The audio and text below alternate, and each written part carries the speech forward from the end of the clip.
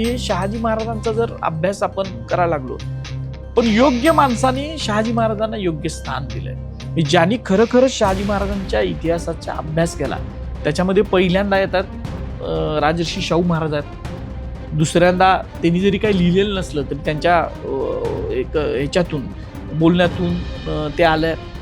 दुसरे आपले प्रोफेसर बाळकृष्ण आहेत, ज्यांनी सगळ्यात मोठं शिवचरित्र आतापर्यंतचं सगळ्यात मोठं आधार शिवचरित्र, त्यातले काही मुद्दे खुडून करता येतील आता, कारण आता आपण खूप 100 वर्षानंतर बोलतोय जवळजवळ.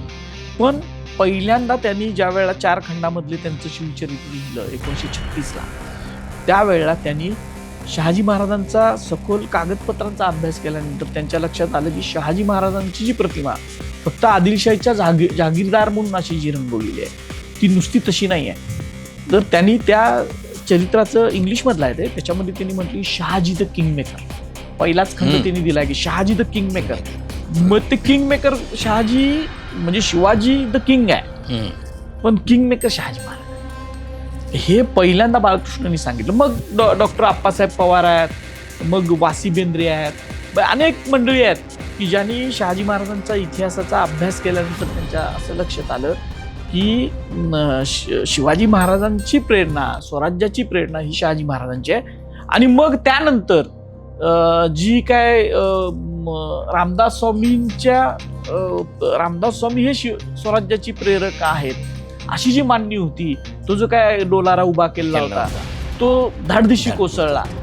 आणि मग अजून सुद्धा काही लोकांना असं वाटतं की अरे नको, आपण शहाजी महाराजांना महत्व द्यायला नको, पण पुढे आणायला नको. त्यांना आदिलशाहीचं नोकर असल्यामुळे ते सोयीचं म्हणजे आदिलशाहीचा नोकर असणं हा एक भाग आहे, त्यांची राजकीय भूमिका आहे, पॉलिटिकल.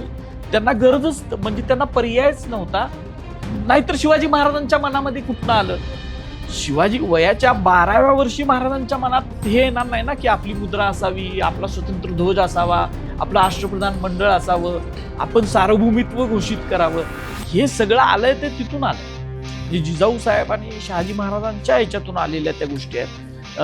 फक्त शहाजी महाराजांच्या चरित्राचं योग्य मूल्यमापन हे महाराष्ट्रातल्या जे इतिहासाच्या मुख्य प्रवाह ज्याला आपण म्हणतो त्याच्यातल्या लोकांनी केलं नाही. पूर्ण व्हिडिओ पाहण्यासाठी महाराष्ट्र दिनमानच्या YouTube चॅनेलला व्हिजिट करा.